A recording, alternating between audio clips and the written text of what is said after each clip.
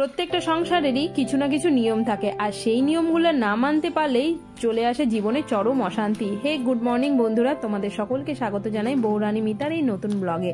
আর সকাল সকাল চা বানাতে বসেছি, দেখতেই পাচ্ছ আদাটার যা অবস্থা, এটা রাখা ছিল ফ্রিজে, ভুল করে আমি ফ্রিজারে রেখে দিয়েছিলাম, আর যার জন্য এটা কিনা বরফের মতন হয়ে গেছে। সেটাকে কোনো রকমে কষ্ট মষ্টে থেতো করে নিয়েছি, আর তাতে দিয়ে বানাবো হচ্ছে চা।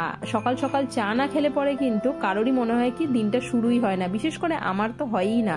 তো যার জন্য ঘুম থেকে উঠেই সকালে এসে গেছি, আর এখানে বানাবো দুধ চা। জল দিয়ে দিয়েছি, দুধের বড় প্যাকেট শেষ হয়ে গেছে, তাই ছোট প্যাকেট আনিয়ে রেখেছি, এটা দিয়েই কাজ চালাচ্ছি আর কি। যখন কিছু না থাকে তখন মানে এরকম টুকিটাকি জিনিস অল্প কিছু আনিয়েও কাজ চালানোই যায়, তাই না?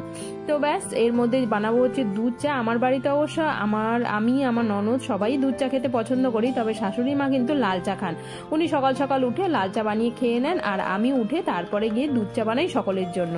তো এখানে দেখতেই পাচ্ছ অনেকটাই বানাবো আর কি চা। তো ননদরাও অফিসে যাবে, তো তাদের জন্য একবারে বানিয়ে রাখছি। আমাদের বাড়িতে মানে কিছু আর কি, যেরকম সকালবেলা উঠে আমি সবার আগে তো রান্নাঘরে চলেই আসি, তবে আমার শাশুড়ি মা সকালবেলা উঠে স্নান দান করে উনি কিন্তু আগে পুজো করতে যান, উনি পুজোটা করে আসে, যার জন্য আমাকে আর ওই দিকটা দেখতে হয় না। এইদিকে আমি রান্নাঘরে ঢুকে সোজা চা বানানো, জলখাবার বানানো, টিফিন বানানো, এই কাজগুলো আমি করে ফেলি। তো এখানে দেখতে পাচ্ছ আমার চাটা কিন্তু রেডি হয়ে গেছে, এই গরম গরম চা। মাঝখানে আবার ছেলে উঠে এসছে, ওর কিনা খুব খিদে পেয়েছে, তাই রুটি ছিল, সেই রুটিতে একটু মেয়োনিজ লাগিয়ে দিচ্ছি, আর সেইটা দিয়ে ওকে দিয়ে দিব খাওয়ার জন্য। স্কুল ওর বন্ধ, বড় ক্লাসের ফাংশন হচ্ছে, যার জন্য ছোট ক্লাসদের বন্ধ দিয়েছে। একদিকে ভালোই হয়েছে, ওরা গিয়ে ওখানে বোরই হতো। তো যাই হোক, এইখানে দেখো চাটা কিন্তু প্রায় ফুটে এসছে, আর এরকম ঘন চা আমার একটু ভালোই লাগে সকাল সকাল, তো যার জন্য একটুখানি চিনি দিয়ে দিলাম। চিনিটা অনেক সময় না দিয়েও খাই, আবার এখন ঠান্ডা পড়েছে তো এখন একটু চিনিটা দিয়েই দিচ্ছি। আমার তো অবাঙালি বাড়িতে বিয়ে হয়েছে, তাই অনেকেই আমাকে প্রশ্ন করে তুমি কাচের চুড়ি পরো না কেন। সত্যি আমাদের বাড়ির নিয়ম কিন্তু সেটাই। বিয়ের প্রথম আমাকে সবাই বলেছিল কাচের চুড়ি পরার কথা, তবে আমার শ্বশুর শাশুড়ি মা আর কি, তো ওনাকে আমি বুঝিয়ে বলেছিলাম যে আমার বাড়িতে তো শাখা পলা পরে, তাহলে আমি কি সেটা পরতে পারি। উনি কিন্তু এক কথায় রাজি হয়ে গিয়েছিলেন। আর এই যে চুড়ি পরা বলছে, তা চুড়িটা আমি পরি অবশ্যই, যে কোনো পুজো পার্বণ হোক বা এইখানে যখনই কোনো নিয়ম কাজ করা হয় সেই সময়টাই আমি কিন্তু কাচের চুড়িগুলো পরি। তো এরকমই ছোটখাটো কিছু নিয়ম আর কি যদি মানিয়ে গুছিয়ে নেওয়া যায়, আমার মনে হয় সংসারের কিন্তু মানে সেইভাবে কোনো অশান্তির আর কোনো কারণই হয় না। একটুখানি বুঝে চললে পরেই অনেক কিন্তু সমস্যার সমাধান আর কি করা যায়, সেরকমই। তো সকালে দেখেন চাটা কিন্তু এর মধ্যে আমার তৈরি হয়ে গেছে, আর এই চাটা না আমি একটু নিরিবিলিতে একা খেতে ভালোবাসি। এই যে সময়টা, এই সময়টাই শুধু আমার, তারপরে তো আর কি সংসারের কাজ শুরু হয়েই যায়। শাশুড়ি মাও দেখতেই পাচ্ছেন পুজো টুজো করে উনি চলে আসছেন, ওনাকে এবার জলখাবার দিতে হবে। তা আমি চলে এসেছি রান্নাঘরে, তো ওনাকে একটু চা বিস্কুট দিয়েই আমি কিন্তু আজকে জলখাবারটা বানাবো। তো আমি এই দেখো রান্নাঘরে আজকে সবজি কাটছি, এখানে ধনেপাতা আর তার সাথে সাথে কেটে নিচ্ছি কাঁচা লঙ্কাও। আর ততক্ষণে এই যে লাল চাটা গরম হয়ে গেছে, এই চাটা আমি এখন ওনাকে দিয়ে দেবো, তার সাথে কিছু বিস্কুটও দিয়ে দিচ্ছি। তো এখন তো আমার খানিকক্ষণ সময় লাগবে জলখাবারটা বানাতে। আজকে বানাবো বাঁধাকপির পরোটা। তো বাঁধাকপির পরোটা বানানোর জন্য এখানে নিয়ে নিয়েছি আটা। আমি এখানে মোটামুটি 3 বাটি আটা নিচ্ছি, কারণ ওই টিফিন আর ব্রেকফাস্ট মিলিয়ে মোটামুটি লেগেই যায়। হ্যাঁ, আমার বাড়িতে কিন্তু সবাই মিলে 6 জন লোক, মানে আমার ছেলে, বর, 2 ননদ, শাশুড়ি আর আমি। তো আগে আরো 2 জন ছিল, যাই হোক তাদের বিয়ে হয়ে গেছে, তারা চলে গেছে। তো এখন আমরা 6 জন, আর 6 জনের জন্য মোটামুটি বুঝতেই পারছো মোটামুটি 20 থেকে 25টা রুটি আমাকে সব মিলে বানাতে হবে, কারণ খেয়ে যাবে, টিফিন নিয়ে যাবে, আর তার সাথে আমরা আবার খাবো। তো এই জন্য আমি একটু বেশি করেই আটা নিয়েছি, তার মধ্যে ধনেপাতা কাঁচা লঙ্কা দিয়েছি, একটু হলুদ গুঁড়ো দিয়ে দিচ্ছি। আর হলুদ গুঁড়োটা খুব বেশি দিতে হবে না, অল্প একটু দিলেই হবে। আর তার সাথে সাথে একটুখানি লঙ্কা গুঁড়ো দিয়ে দিচ্ছি। কাঁচা লঙ্কা তো দিয়েছি, তবে এই ধরনের পরোটা একটু চটপটা খেতেই সবাই খুব ভালোবাসে, যার জন্য।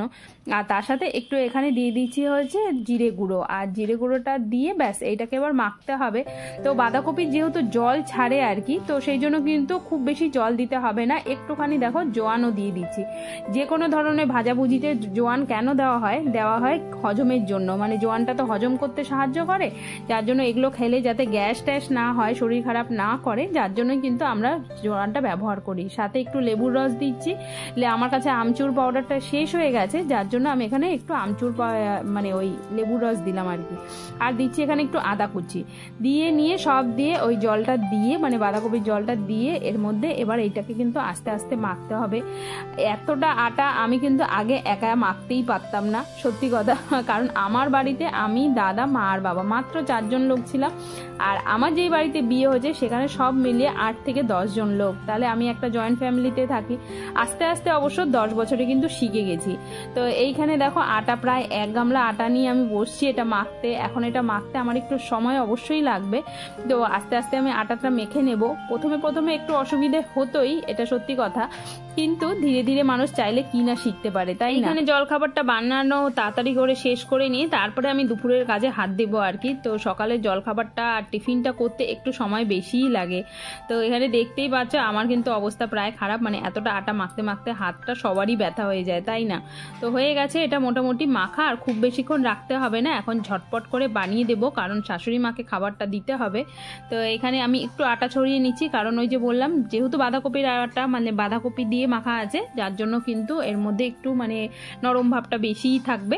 তো তার মধ্যে একটু আটা লাগিয়ে মাখলেই ব্যাস হয়ে যাবে। এরকম গোল গোল করে বেলে নিতে হবে। অনেকে পুর ভরে বানায়, পুর ভরে বানাতে গেলে আমি যদি এখন 20টা রুটি পুর ভরে বানাতে যাই তাহলে বুঝতেই পারছেন সকালবেলার আর কোনো কাজ হবে না, আমার রান্না বান্নাও বন্ধ করে রাখতে হবে, কারণ আমাকে একা হাতে সবটা করতে হয়।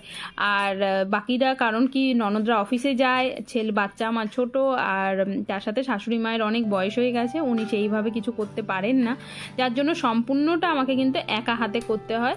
আর সেই জন্য আমি চেষ্টা করি এমনভাবে করার যাতে কিনা সবারই মানে মনটা রাখে, আর আমার যেন নিজেরও যেন মানে মনটা থাকে আর কি, যাতে কাজগুলো সব কিছু ঠিকঠাক মতো করতে পারি। যার জন্য আমি অত ঝামেলায় পুর ভরে না করে এইভাবে শর্টকাটে করে দিই। এইভাবে খেতেও কিন্তু খুবই সুস্বাদু লাগে আর খুবই ভালো লাগে।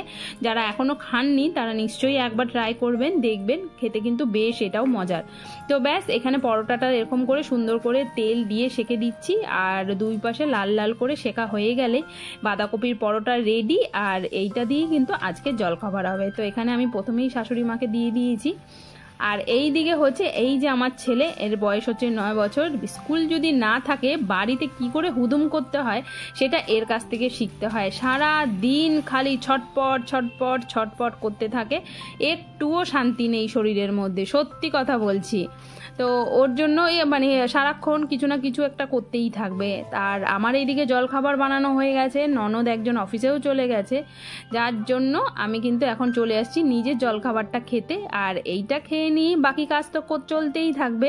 যদি তোমাদের এই ব্লগটা ভালো লাগে তোমরা কমেন্ট করে নিশ্চয়ই জানাবে তোমরা আরও কী ধরনের ব্লগ দেখতে চাও, তাহলে আমি চেষ্টা করব সেই ধরনের ব্লগ বানানোর। আর আজকের জন্য কিন্তু ব্লগটা এখানেই শেষ করছি। মোটামুটি সকালের এই পর্বই আমার তো রেগুলার থাকে।